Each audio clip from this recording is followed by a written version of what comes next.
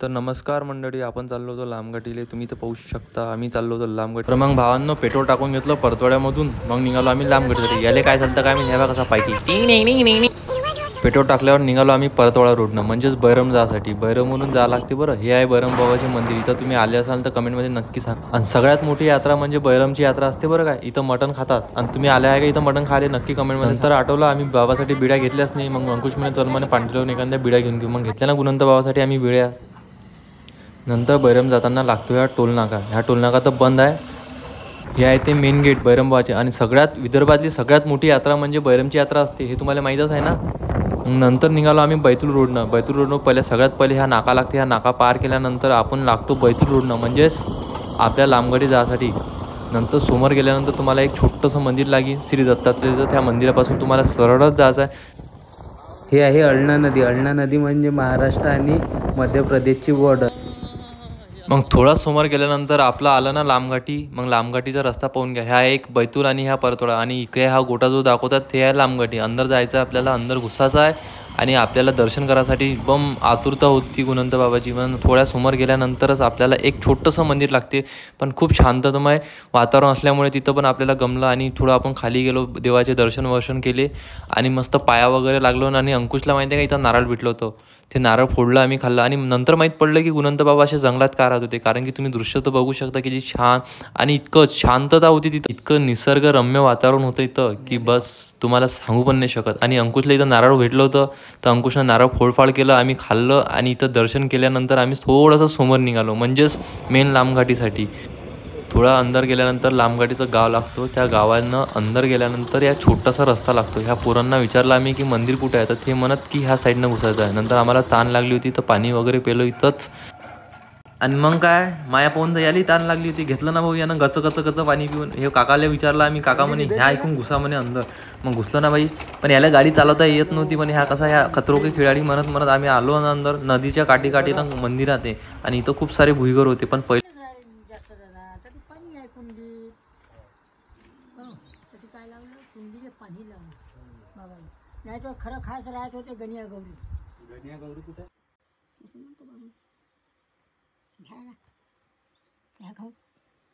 महाराजले रस्ता विचारला आणि आम्ही निघालो नदीच्या काठी. म्हणजे नदीच्या काठीनंच आहे म्हणे गुणवंत बाबाचं मंदिर. लांबघाटीला आपण फक्त कशासाठी आलतो की लांबघाटीचं गुणवंत बाबाचं मंदिर पाहासाठी. तुम्ही तर बघितलंच आहे, आपण 3 मंदिरं बघितले आतापर्यंत. येतं 1 2 3. आता त्यातलं मेन मंदिर म्हणजे लांबघाटीचं हे मंदिर आहे. आणि ह्या मंदिरासाठीच आपण एवढी मेहनत केली, एवढं ट्रॅकिंग केली आहे. तर चला आपण बघूया मंदिरात. मंदिर आलेलं आहे, इथे जाऊन आपल्याला इथं जायचं.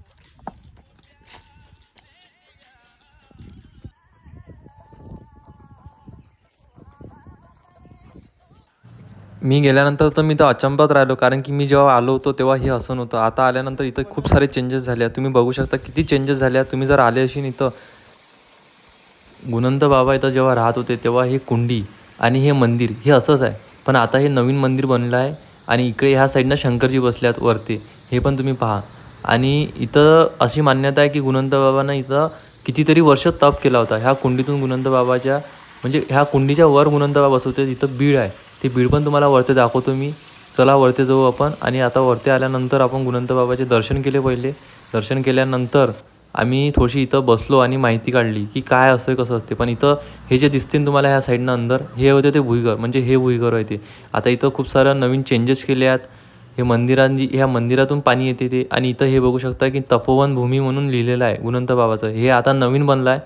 जेव्हा मी अगोदर आलो होतो तेव्हा हे असं नव्हतं. कारण भक्तजन म्हणजे गुणवंत बाबाचे भक्त काय कमी आहेत का भाऊ? गुणवंत बाबाचे जय जयकार करत करत गुणवंत बाबानं काय काय केलं नाही आपल्यासाठी, तर आपली थोडीसं मान्यता आहेच ना, आपण तर करू शकतो ना एवढं काही. पाहू शकता इथं लोकांनी किती सारं मस्त बनवलं आहे. आणि इथं आंघोळ करायला या लागते बरं कुंडीत. मी पण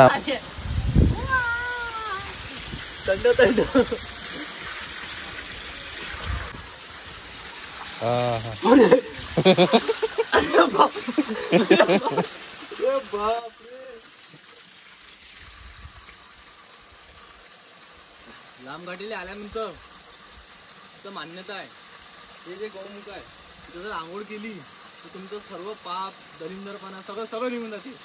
तर आता आपण आंघोळ करणार आहोत, पण थंडी. तर आमची अशी होती छोटीशी लामगाठीची यात्रा. जर तुम्हाला आवडली असेल तर नक्की कमेंट लाईक करा. इथं आम्हाला खेकडे दिसले होते पण खेकडे काही आले नाही. आम्ही गोटाच वाजवत बसलो. मग इथून थोडंसं समोर निघालो. मग ह्या खेकडा आम्हाला पाहून असा हसे की सांगूच नाही शकत तुम्हाला. पण आम्ही आता अर्धा एक घंट्यापासून या खेकड्याच्या मेहनत केली, एवढी मेहनत केली की साली भूक लागून गेली की या खेकड्याला पाहू. पण मग खेकडा काही आला नाही. मग निघालो आम्ही आमच्या घराच्या रस्त्यानं आलो, नाश्ता केला बैरममध्ये.